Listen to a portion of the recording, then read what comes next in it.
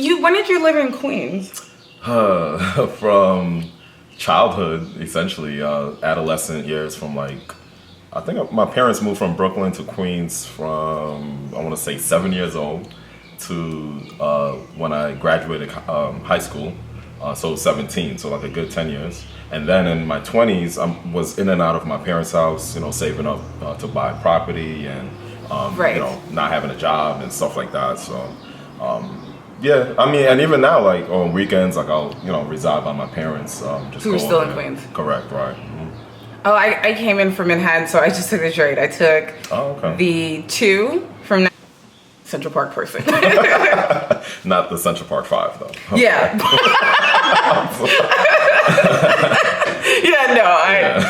But I love Central Park despite all the controversies and everything.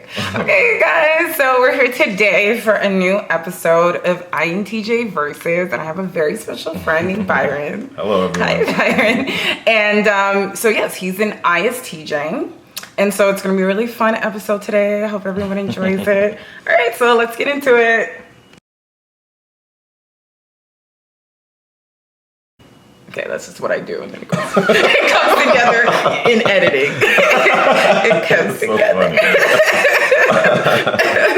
Okay, awesome. So first, I'll just say where you can find me on my socials. So I am this_evil_bunny on Instagram, and now on Twitter too. It's all just like one thing. Do you have any socials? Instagram at Lord and Baylor, LORDNBAYLOR. I just changed it. I don't know why. So. Yeah. So you're just on Instagram, not Twitter or anything? I am on Twitter. I forgot my handle name. I think it's at @Niello_. I think so. Okay, cool. Yeah. Cool. Anything else you want to like promo? No. No. That's okay. No, if you think of it, then like at the end, you can let me know. Okay, so like this is first. So how did you first learn about MBTI? I think through you. Yeah. Because I just talk everyone about it, but yeah. We have our mutual friend Aisha, and there was a time I think we were at a social gathering. And you were asking me like, certain qualities, my characteristics with certain things. And I think I took it was like an online test or something. Oh, right there, right? Yeah. So yeah. Essentially, that's it. That's what I do at parties. Exactly. And to be honest, like I'm not so into it, but I get the information from you and like some other friends and stuff. So. Okay, cool. And like, what was your overall impression when you found out about being an ISTJ, or just like, did it fit? Did it not fit for you? I think, certain qualities had fit. I'm trying to remember, some of those qualities that we had discussed. But I think it, like overall, it had fit my personality, to a match, I would say. Yeah. Yeah. And do you think like in that sense that, Myers-Briggs is like credible, or is it like what were some like some things you may have like disagreed with or thought maybe wasn't such a match to you? Mm-hmm. Like an overview. And yes, for all my MBTI heads, this is from 16 personalities. Like sometimes they don't like 16 personalities. But like, okay, so overall strengths, right? So when we think of an ISTJ, like each type has their own little nickname. So yours is legit.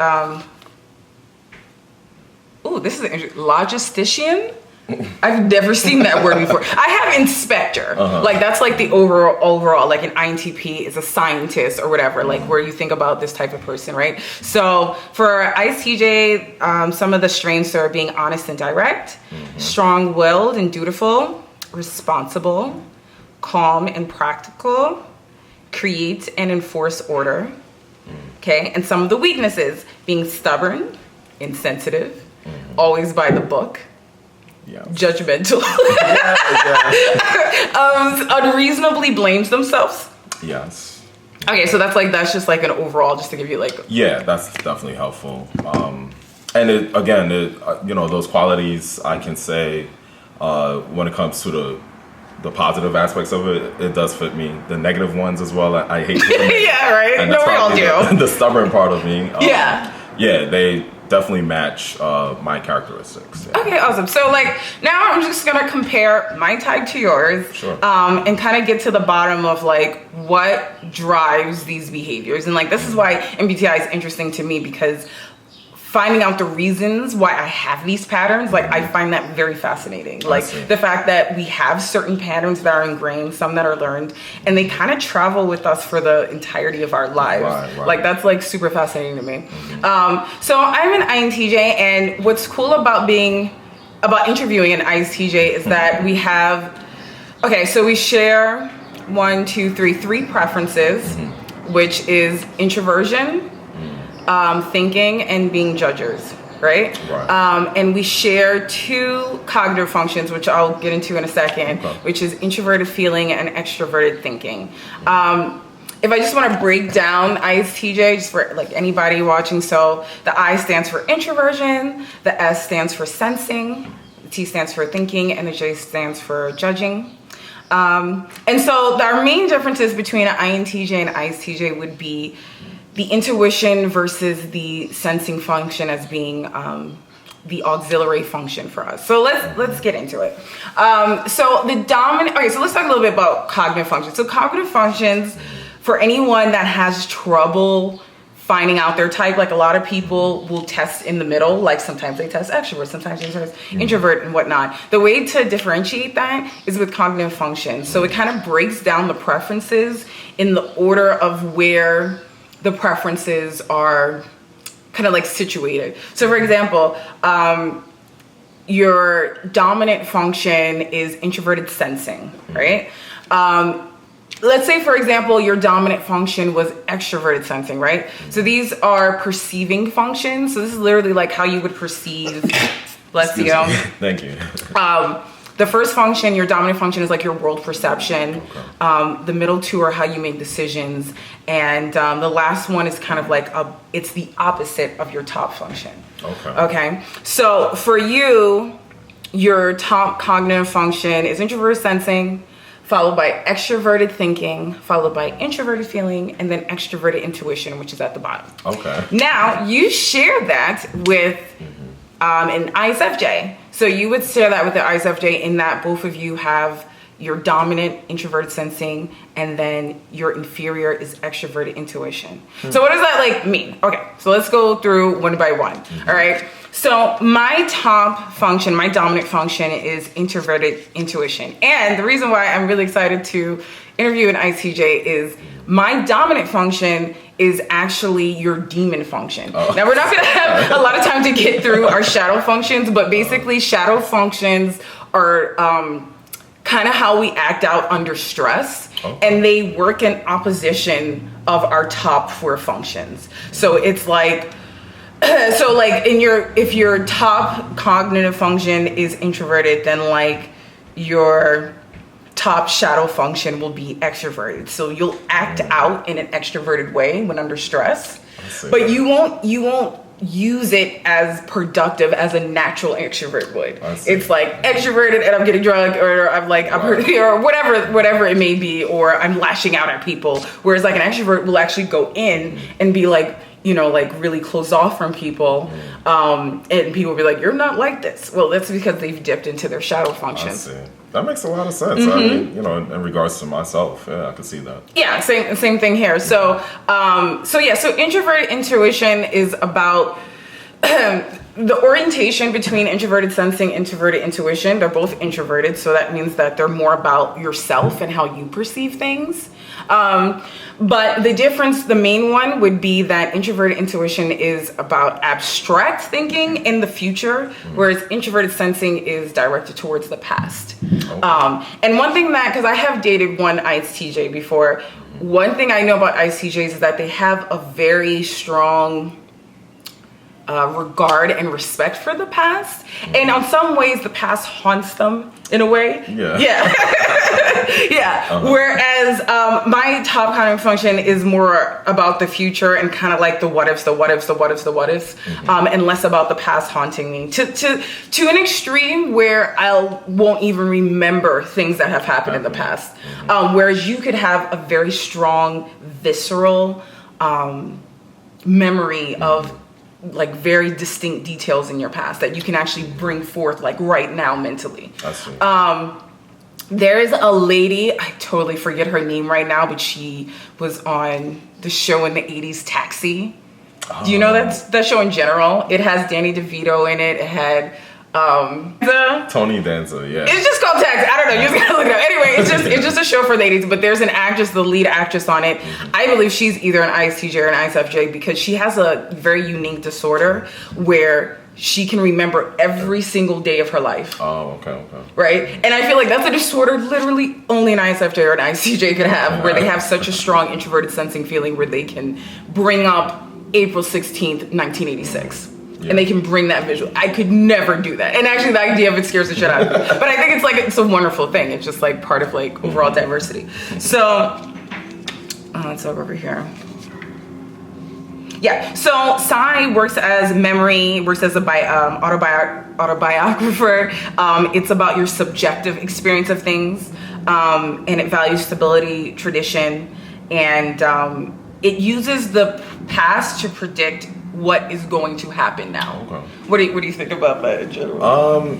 Yeah, I think that is very accurate.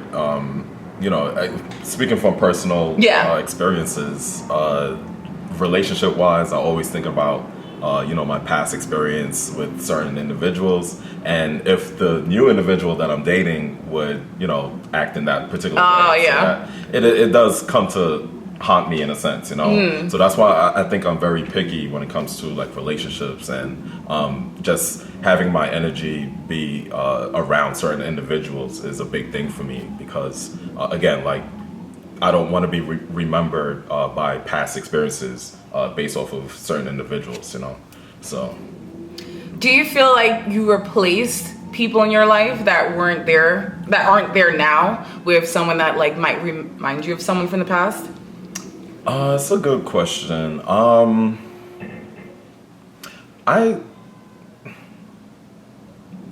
That's a very intense question. I think so, in the sense that because there's like certain qualities that I look in individuals and that I expect from individuals that I would again like want to surround myself with, and if one person have like great experiences, I would like to, if I've had great experiences, with one person, right, I would want to replicate it with another person because in the past that person may have provided bad experiences that I don't want to, replicate in a sense. So it's like I want to move those qualities from one person to the next, right? And go forward with that. So it's a complex, way to explain it, but I think I do essentially would like to. Well, I think I have literally, move people and to have taken qualities from people from the past where I would like to see it with them in the future, with another person in the future, right? If that makes sense, right? No, to repeat comforting experiences with someone based on your expectations. So that's a positive thing and a cool thing. Mm-hmm. And the only negative I think is that it requires you to prejudge someone before you've actually gotten to know them. That's true. Yeah, and do you feel that shows up more in relationships or at work or with friends? Generally, more so in relationships and friends. At work, that's a side of my life that doesn't really affect me as much because I'm in my own little world. Right. But definitely with friends because loyalty is very important to me. Again, in relationships as well. Yeah. So it is very important to have, again, certain characteristics from individuals around me and to have those characteristics go forward from person to person. You know what I'm saying? So in the past, again, whether it's I want to have someone that may have consoled me in the past, I want to have that feeling still with another individual in the future. So. Yeah, and I think something also to note is that they're really good at finding those qualities in a person to kind of bring that person to life in reality. And it's very fascinating for me to watch overall with you guys. Because it just I don't know, it just doesn't work for me that way. And then the flip side, because my dominant function is your demon function, would you say there is a fear of the future or the unknown? Yes, definitely. I think and that has played a huge role in just my success overall. Throughout my 20s, I was just always nervous about landing a great job and having a great salary. and just being able to push myself forward was a major thing. So, like, again, I have to be like that individual where, like, no, I can't count on anybody, but I got to do it by myself, for myself, and just do whatever it takes to get to wherever I want to be. Yeah, like, I think that overall I can see that as, like, there's, like, less of room, I feel, to grow mentally when you have a fear of the future in that way, because because like it's like, as much as we want to control, and this brings us into the second cognitive function, the one that both me and him share, which is extroverted thinking. There is a desire to control things in the present, and without that control is a great big fear that both of us are sometimes just like, oh shit, like we're not controlling what's going on. Okay, how are we gonna make that happen for us? So let's talk a little bit about extroverted thinking, right? So extroverted thinking, its nickname is effectiveness. So its main goals is to organize people, resources, and things to accomplish goals. And it's not afraid to make the tough calls to do that. So, so that means that people need to be cut out, if that means that things need to be rearranged outside the realm of like what the general populace would say is like how their feelings are, we're going to do that because we want to make sure that things get done. Correct. Right. Has there been places in your life where that's popped up positively? Yeah, I mean, it's happening literally right now. Again, so I'm like renovating my home. I have 3 contractors doing work on my home, and essentially one contractor or one company is not performing as well as I'd like, and essentially their work affects the other contractors' work when it comes to progress. Right. So, for example, I have to get like some electrical stuff done, and this is the main contractor that I'm referring to. They should have had that work done to allow the other contractors to do their work. They haven't, but now, it's if they still don't, and because time is money, money is time. Of course. I may have to go and pay the other contractors to perform that work just to get it done. Absolutely. And essentially, it comes down to sacrifices. Because I don't want to lose this critical resource of time, I'm willing to pay more to allow that time, that quality of time in my life. You know what I'm saying? When it comes to getting the work done. Oh, absolutely, yes. So, yeah, it's a very critical situation, and I think that is very accurate. Again, like what how you've explained it. So I definitely feel the same way too. I feel like for me, where I started to, because also your functions developed by age. So like your first one, you've been kind of in that group since you were like 6 years old, right? Yeah. The second one you start developing around your teen years, and that's when you start kind of standing out as a person that would be this person that gets things done, like the person in group projects that like take the reins and like get things done, not the person that just doesn't care and just lets the other people do it, right? Yeah. So that's probably for me where I started to learn about extroverted thinking in myself, or at least before I had the words or the verbiage for it, just started to see that, I'm kind of like a take charge person. And then definitely in the sorority as well, that just became like a shock to myself that I could even get things done and kind of not care. Or like think about how people are going to feel about it afterwards. Because in my head, as long as everything gets done, everyone should be happy, right? Right. Then they're not happy. No, they're not going to be happy. They're not going to be happy if their needs and their feelings aren't thought about in the meantime. So on the flip side, like where this becomes a strength is in the situation you're talking about. It's going to save you time, money, and you're going to get the things you need to do done.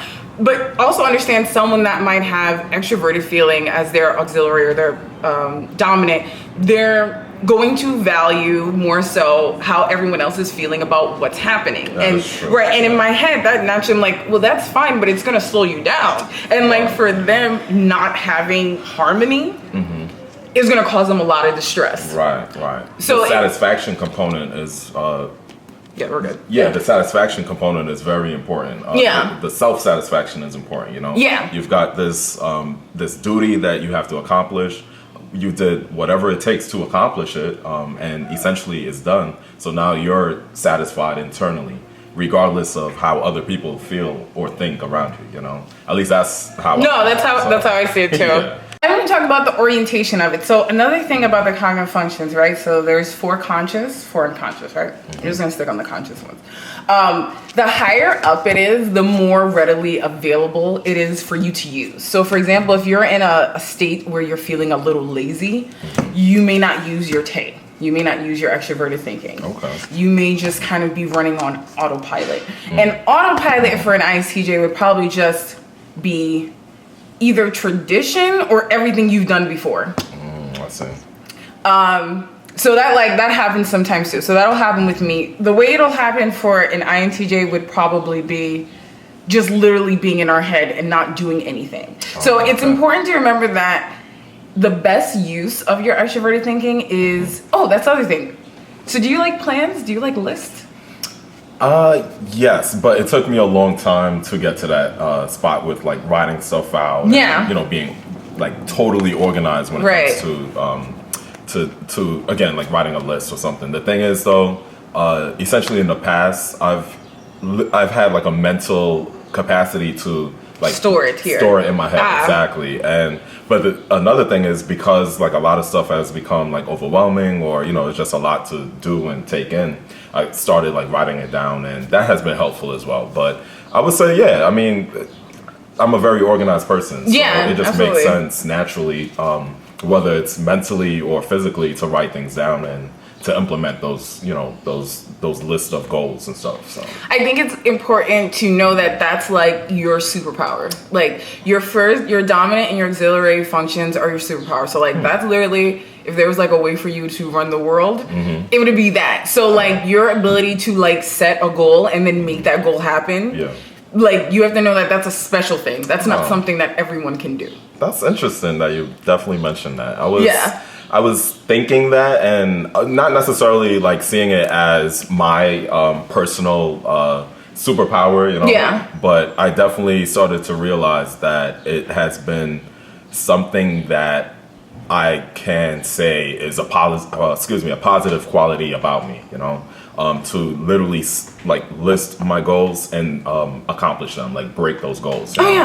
But looking back and resonating what you have said, it really does fit into me, so it's like your personal blueprint. But like anytime I'm even hearing about you through our mutual friend, it's always like, there's another thing you checked off your list, like you just made this happen. So it's a really cool thing. So so that's something to always remember. Like if there's any doubt in your head where you're like, can I make this happen, and like not kind of like break it down into steps, probably not, because that's not your natural mode of doing things. Your natural mode is like, okay, we're gonna do this and then this and this and this, and you're gonna make that happen. And then for someone else, they may not, like someone with like introverted thinking, for example, that's not how they make things happen. I see. They can work on a sort of different level, but it's just something to like always keep in mind. Yeah, and I mean, just to add on to that, like even today I was talking to one of my mentees within my profession, and like I always have the saying where I say, if we put a man on the moon, we can accomplish anything, So it's like any barrier that we may see, I just feel like we can get over it, So that is very important. Yeah, absolutely.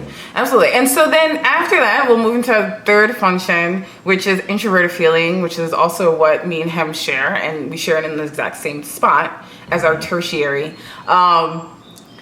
That's basically how you temper things. So we can't all walk around being these productive robots that just get things done and keep it moving. So I like introverted feeling because it's funny, because it's kind of like, imagine like your inner emo teenager. Okay. That's what introverted feeling is, right? And that's an apt kind of like description of it, because when you think about it, it's something that formed probably closest to whatever your age is now. Like it's probably something you only got a real understanding of maybe in your early 20s. You didn't necessarily grow up with it. So let's look at introverted feeling. So introverted feeling is about authenticity. It values authenticity. It values what feels true to me on an individual level. It also values personal convictions and like a personal moral code.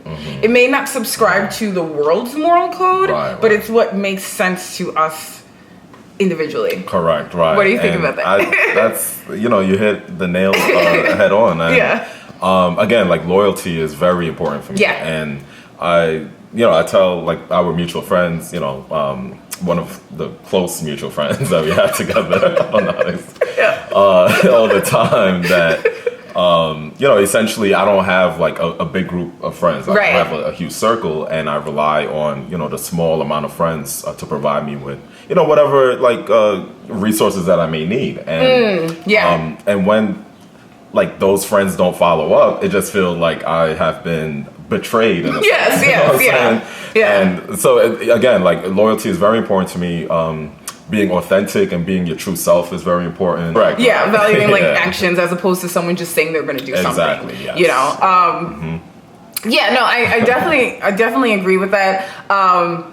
The loyalty part is big. Another thing I know about ISTJs is that you guys will have your small friend group that you've had for a long time. Yes. Like, it's not like you're one of these people that, as my mom would say, collects people on the street. You're not that person. You're that person where it's like, these are friends that have been like ride or dies with you for 10 plus years. Correct, right. And you'll keep those people in your life, like most likely forever, unless there is a betrayal. Right. I think something that is something to note, to just be aware, because it's something that, I have this too, and sometimes people may not get to, like, a lot of times people want to do something, but it's like a feeling and they can't actually back it up, and they may not have the self-awareness to know that they can't do it. So while for you it seems very obvious, you should know what you're available to do and what not to do, just always understand that not everyone has that level of self-awareness, and to have a little compassion when people are a little flaky, if they've proved in the past that they're trustworthy.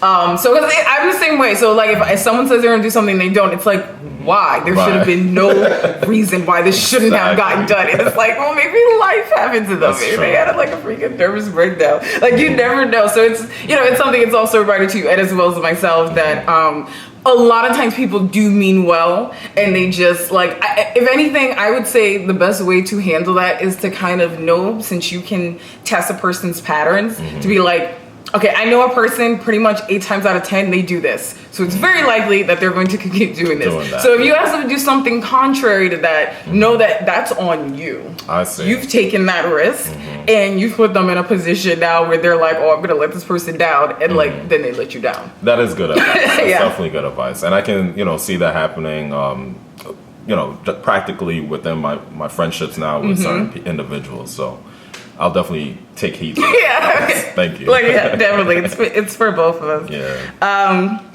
Okay. So, like, the way that Tay and Phi work together in conjunction with each other is applying universal strategies and then making personal adjustments to make it work. So it's basically, like I said, Phi is very important because although it can be like our inner emo teenager, just kind of like, oh, the world doesn't understand me. Oh, things are not going my way. We're using that to adjust something, because our primary goal is getting things done and a bottom line. Like, if there's not a bottom line, we're like, well, why would you do it? Right. But just know there's so many people out there, they do things just for the experience or just because they feel like it in that moment. And there isn't a bottom line for them. like their bottom line could just be fun or just be whatever it was at that moment. Like, they're not thinking so far in the future. So like, that's just the way that we apply things. So I just find it useful, because when I type people mentally or like actually, then I can get a kind of understanding when they start behaving in certain ways. You can't, like, sometimes I'm a little cold and I want to tell them in that moment, oh, you're doing this because this XYZ. But like, I'll keep it to myself a lot of times. I feel like they're really under stress, and then when they're not under stress, to be like, yeah, you acted this way because this way. But also, another thing is to also take people's individual, like, their individual feelings seriously when you can. I see, right. And if you can't do it in that moment, do it after the moment's over. And, try to figure out why. And that'll make people feel very valued. I see. So that's the thing about introverted feeling.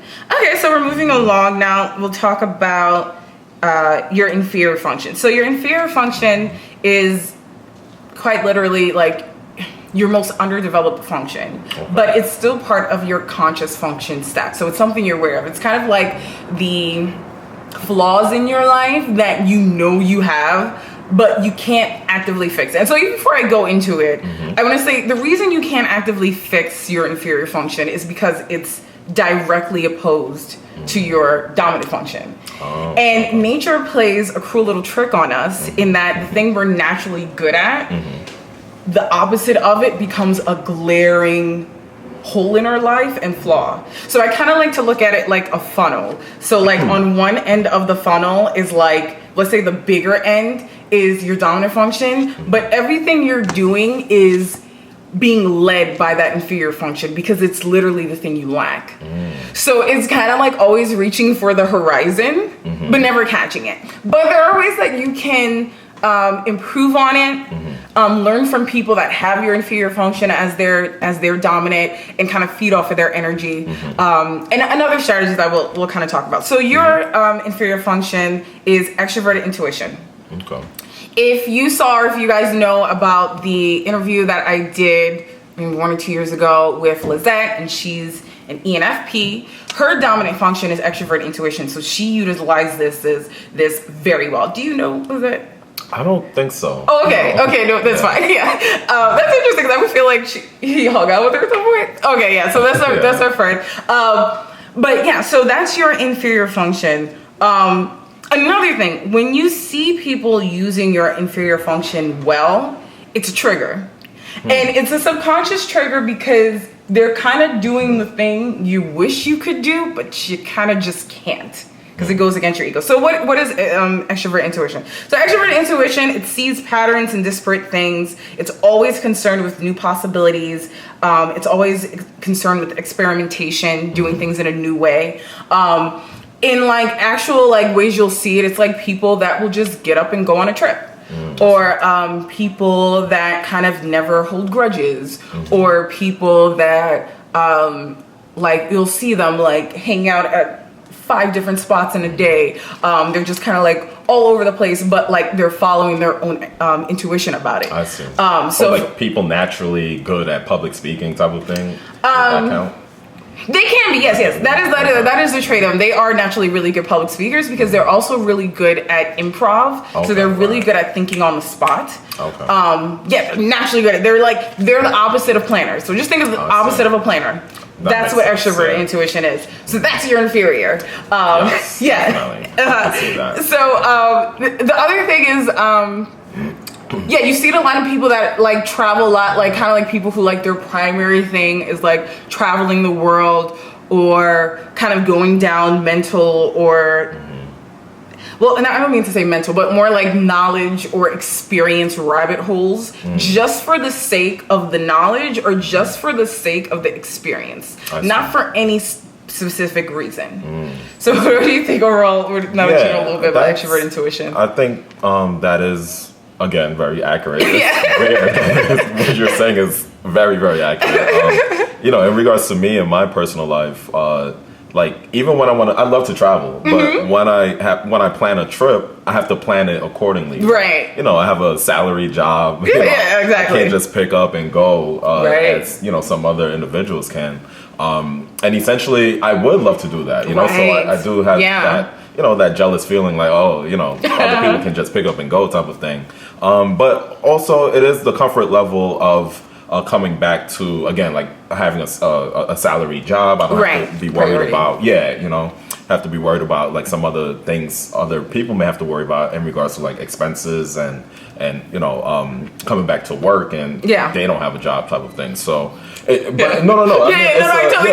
balance. Totally correct. Yeah, it's a balance where. And, I have some friends who are able to pick up and go, but they would definitely like let me know that, they are having hardship when it comes to landing or fulfilling a great job type of thing. So, I see like there's a huge balance difference between those two personalities. And I can definitely see that as my, like, what is it called? Inferior function. Yeah, my inferior function, So, that's cool. Yeah, I think that's spot on about, like, there is a balance. And that's another reason why I love learning about personality typing. It's because, like, for you, it's like you said, like, you'll have your shit together. And they won't, but they're having really cool experiences. And so the idea, I think, is, and definitely for you in particular, is integrating that at times in your life, like integrating points into your life where you're being spontaneous. Oh, right. But once again, you have to be spontaneous. I would hate to say this is a spontaneous person is like, how do you plan spontaneity? You have to plan spontaneity. Exactly. It has to be, yes. You can be spontaneous in ways that are not like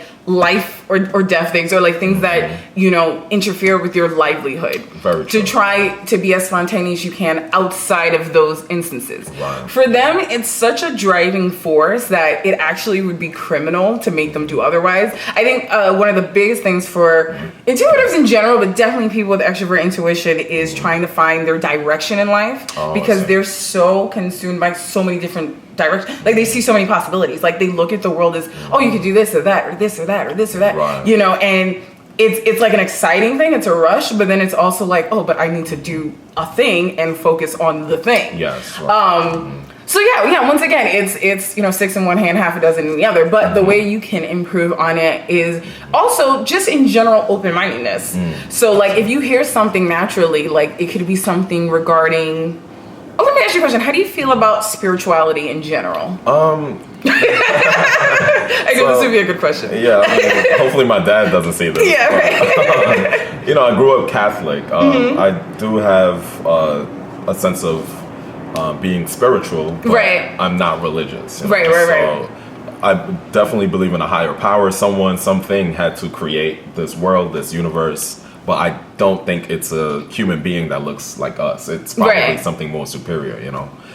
So that's pretty much where I stand. Like, I respect the idea of, you know, life and death. I don't know where we go after death. Right. And I think, you know, that's different from other religious folks that believe whatever their belief is with life and death. The thing is, I'm okay with this, accepting that I don't know. And like, the unknown is okay with me, you know. So I think that's a really good start, because I think that in general, well, for one, also everything personality-wise is also kind of like affected by your generation, the people around you and stuff. So I think a lot of people of our generation have kind of rejected organized religion and have taken on their own ideas. Maybe they're agnostic. Yes. Maybe they're atheists, or maybe they're just like I'm more like into spirituality and like metaphysics and stuff. But yeah, if you find yourself being interested in something, let's say it's something that is not tried and true when it comes to spirituality, it would really help you grow immensely, and even with your inferior function, to be open-minded about it. Like, if someone's like trying to put you onto some metaphysics or something in the occult or anything like that, like listen to it. Like, there may be something there. Well, I have an experience with that. Oh, really? And, Feel like sharing? I guess. I don't think I have a choice. But no, so at my last job, it was so weird. At my last job, I met a speaker who was doing a training for the job. And you know, I approached her because she had like all of these like credentials that, you know, that were worthy for me to seek. And, you know, she had told me, yeah, you know, she's willing to like sit down with me one-on-one and, you know, go further with helping me out with like certain career advice and stuff like that. And I'm like, okay, cool. And then she invited me to this, it's not a party, it's some type of gathering where... a coven gathering? It seemed like it. It was pretty much Buddhist. And, okay. Yeah, so, you know, her surrounding is very much so about Buddhism. And her friends, etc., they're all about Buddhism. So, I was invited to her house to go and, you know, to, I guess, be inducted in the ceremony for Buddhism. And we meditated for like a good, 20 minutes. Okay. And I tried, you know, that's the thing. Yeah. I'm willing to try it, but I realized it's not for me, you know? Yeah. And like the idea, this is the biggest thing about religion, the idea of money and religion, or like any type of asking for money or soliciting money. Yeah. With, you know, like your religion, it just doesn't go hand in hand with me. So when she asked for like... It doesn't ring true. Exactly. And it's like when she asked for $25 for this, you know, induction ceremony fee, I'm like, okay, this just doesn't sit right with me, you know? Yeah. No, that makes sense. That kind of delves into introverted feeling. Like I was telling you earlier about authenticity and feeling like, this is not right, or this is not... Like, another thing with introverted feeling is interesting is there's always a search and a want for a certain level of purity in things, especially things that you value a lot. Yes. Like perhaps love should be pure, religion should be pure, or something. And it's hard, and once again, like I said, it's 6 in one hand, half a dozen other, because it's hard for anything in this life to be 100% pure. True. Everything gets tainted by capitalism. Yes, so I think that's a good start. One thing about your inferior function is that it gets stronger the older you get. You get like the best command of your inferior function probably about your late 30s, early 40s. Okay. And that's when you find people having different types of, some may call it a midlife crisis, others may say a new direction. In terms of where you see someone just like, doing a 180 in terms of like, wait, you were never about this thing and now you're all about materialism, or you were never about spirituality, but now you're on some eat, pray, love stuff. Right. You know what I mean? So that's why I think that even before that, or being younger, I think you should, in whatever ways naturally call to you, explore it. Because if you don't, you'll get to a point where you're like, you know what? Fuck all this order shit. I'm just going to Thailand and I'm just going to start over. And everyone's just going to be like, excuse you? What are you doing? I'm starting over in Thailand. Like, that's what we're doing. That's why I think it's best to, like, however you can. Like, even if it's something like that and you realize that's not for me, even that step is a great first step. And anything else that you kind of feel called to, but you're like, I don't know, at least try it, because obviously if you don't like it, you can just leave, or you can be done with it. Right. But it will quench that sort of curiosity. And that's something else that's, cool about, extroverted intuition. It's about being endlessly curious. And I like knowing people like this that, have extroverted intuition, in their dominant or ox, because they're endlessly curious. They endlessly are like, I'm going to try something. Yeah, I'm 50. I'm going to try acting, or I'm going to do this and I'm going to try modeling. Where I'm over here, you're over here, you're like, that's not for you. But there's something like really brave about that. There's something where you're like, you're kind of brave, but I'm too afraid to do that, So harnessing a little bit of that is good. For our inferior function as INTJs, we have extroverted sensing, which is another extroverted function. So extroverted sensing, the best way I can explain it is like Cardi B. Okay. Or Offset or something like that, in that their world is very external, and it's about external sensations, external experiences, and doing something just for the heck of it. And also being a very, I'll try it once person. You know what I mean? Yeah. And if I don't know, maybe I'll try it twice. That's right. I remember someone from Sex and the City, Samantha was like, yeah, I'm a trisexual. I'll try anything.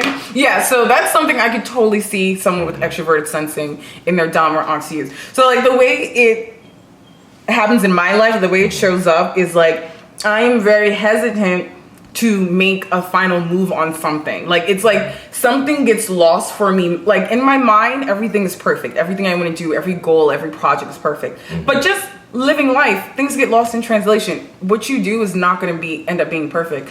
And that search, which I can definitely see in extroverted thinking for perfectionism, can be a detriment. There's the ghost. Because there is no perfection. There's no perfection on Earth. There's no perfection in the cosmos. It's like nothing is perfect. So for me to get to actually do something that I don't know what the outcome of it's going to be, it's really hard for me to do that. And it makes me super anxious. But like you, I have to make moves on certain things, because if not, I will be that lady. Like, I will be that midlife crisis lady. And I say this every episode. I don't actually know if I'm making strides towards this, but I know it. I'm self-aware that like I have to do certain things and experience certain things, because if not, you'll just explode. True, right. You'll just explode. So it also becomes a lens for us, and there's a little bit of latent jealousy when I see someone just welding extroverted sensing all around, and I'm just like, I want to do that, but I don't want to look stupid. Correct. I don't want to look dumb. Right. An extroverted person with extroverted sensing will they'll do whatever, like they'll just start twerking on Instagram or whatever because they feel like it and they feel cute. But am I twerking in my, my mirror at home? Absolutely. Right. I'm just not putting it on Instagram, but I'm 100% doing it. You know what I mean? Like, I 100% want to do that. Right. So those are the overall of your 4 functions. Not really going to get into the shadow stuff, any overall extra feelings or questions or anything? Your advice and your teachings, it's very interesting in a sense, because again, it's very accurate in how like my personality, my characteristics, and even just overall like goals and what I want to accomplish and how things came to be over throughout my life. Say that there's two ways of thinking about, like, because you have a natural type, you have, and this goes into socionics a little bit, which is a different like methodology when it comes to MBTI, but there's a way of calculating who your soulmate would be and like what their type would be, right? So there's two ways of doing it. I don't like one of the ways, so I'm gonna give you the other way, and your potential soulmate in the MBTI would be an ESTP. Okay. So the way they kind of calculate that is two ways. One, someone who uses, you have enough in common, but enough not in common to keep each other interested, to be excited, and also natural chemistry. So this is a new thing. So guys, this is new, and I'm gonna give credit to Type Match on Instagram because I was looking at her account and she gave some insight into why people of opposite perceiving functions have a better natural chemistry. So when you look at an ESTP, so that's someone that's an extrovert, and then you guys are both sensors, you're both thinkers, but they're perceivers. So them being perceivers is gonna make them a little bit more flexible. Okay. Flexible when it comes to plans and whatnot, but exciting enough and getting you out of your shell enough to try all sorts of things. So like in my job, which that's a whole other thing, I've had a couple of ESTP clients that, their dates find them so exciting. Like they're the person that's like, we're going bungee jumping. That's what we're doing this weekend. Okay. Or we're gonna try some, weird dungeon thing. Like they're just like open for all sorts of things. So if you come across an ESTP, or if you can kind of feel that out in a person, that would be your, in a general way, natural counterpart. Okay. That you guys would be both interested in each other, but also responsible enough to like get shit done.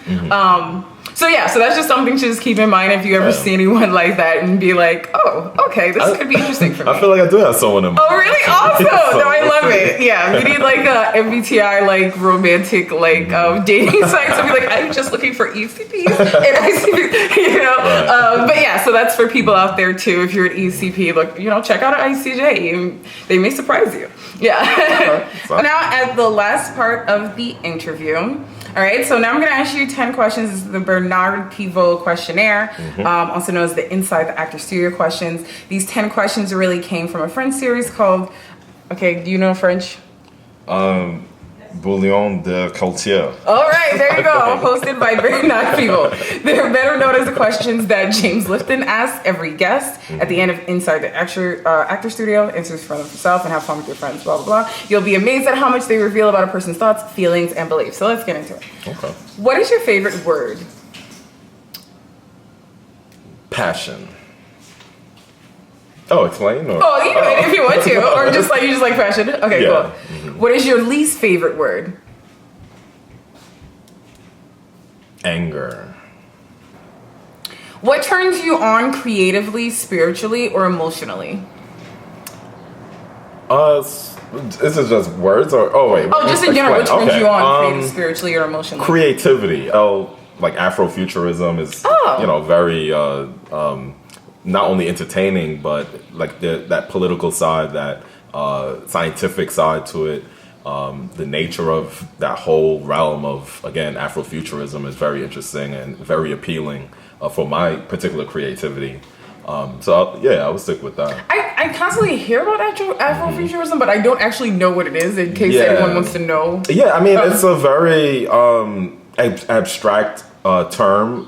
Like the terminology is one abstract, and then like the entire realm of that that theme is abstract. But it pretty much was conceived back in the 1970s. I believe it was like a filmmaker who initiated it, and it just shows like the aspect of like people of particularly Black people of African descent in this world where we're like gods and goddesses, and we don't. Yes. Yeah, the thing is, we don't see that being depicted every day, like in film. Like for example, Ava DuVernay, she recently put out the film with Central Park 5, and it's depicting Black people as constantly being the victim and constantly being like in a depressed state and suffering and all of that. And it's like Afrofuturism is the opposite of that. It's like we're actually, positive people that bring light and creativity, and essentially, this is what and who we are. We can be in the future, of course, but essentially how we should be represented, I'm going to do a little more research on it, but is Black Panther an example of that? Okay, exactly. Awesome. Yeah. So that's a great starting point. Okay, and what turns you off, Simmerly? I think loss of hope, like just someone telling me, oh, we can't do this, oh, this can't be done, that mindset that things, cannot be accomplished. And again, that goes back to me and this whole notion that, look, the entire nation of America have put all their resources into putting this one team of people on another entity of a planet, you know what I'm saying? So if we can do that, we can put all of our resources to, for example, resolve issues when it comes to poverty, housing, and many other critical issues, So I don't like the idea that things can't be done. What is your favorite curse word? Fact. Spelled just like F-A-C-K. No, I actually got that from a friend, but... Oh, yeah? Yeah, I'll say fuck. Cool. What sound or noise do you love? That's interesting. The sound of nature. So, like, birds, certain animals, thunder is very, it's just powerful. Like, what is that? Why is that being created? And I actually, Googled it the other day, and it's really, it's fascinating, so. Cool. And what sound or noise do you hate? Babies. You didn't even say babies crying. You just said babies. No, I'm sorry. Yeah, I mean, annoying. I have a nephew now, and I love, of course, we love babies. Yeah. But when babies cry, when he cries, it's just geez, this is a lot, Yeah. So I mean, just for the sake of fun, I would say babies crying. Yeah. That's a common answer. What profession other than your own would you like to attempt? Oh, that's hard, and I think that that definitely goes back to what you were saying, where I'm not that person. My personality type don't really try out new things, right? And I always stuck with my profession since junior high, not even knowing that it was my profession, but getting into it. I would say something close to my profession, like architecture, Oh, okay. Yeah, so that's right close now, to it. right, I'm an urban planner, and we work closely with architects and engineers and stuff. But architecture essentially, which I've studied as a minor, but I'm not a practicing architect. But I would say architecture. Okay, cool. What profession would you never like to do? That's a good one. I would not like to be a construction worker. And I'm only saying that, and I totally respect that profession. Don't get me wrong. I'm not going to get into details, but yeah, it's hard labor, and I'm just not built for hard labor. I'm the type of person that's project management, you should do this, you should do that to get it done. But when it comes down to the grunt work, I prefer not to be that person. Does that sound bad? I hope not. No, it doesn't. It could be whatever. No, that makes sense. Okay, and lastly, if heaven exists, what would you like to hear God say when you arrive at the pearly gates? Oh, wow. Welcome, my beautiful one. Awesome. Okay, so that ends our interview of ISTJ versus INTJ. I want to thank Byron so much for coming to the show and agreeing to do it. Yes. Once again, you can hit me up at this_evil_bunny on Instagram and Twitter, and at Lord and Baylor, LORDNBAYLOR on Instagram. All right. Awesome. All right. Thanks. Bye, guys.